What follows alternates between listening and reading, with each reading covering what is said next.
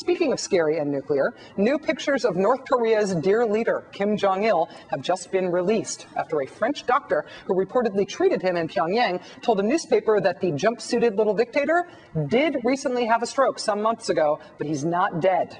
The doctor said he's not only not dead, his condition is improving.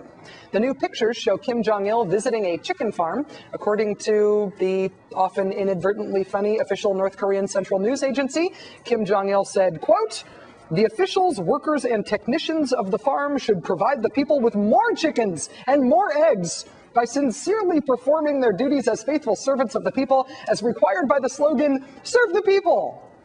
The chickens reportedly replied, sorry. So the state media says Kim Jong-il is fine. He's exhorting chickens patriotically to lay more eggs. He's up and around. But there have been worries that he might secretly be dead or very ill.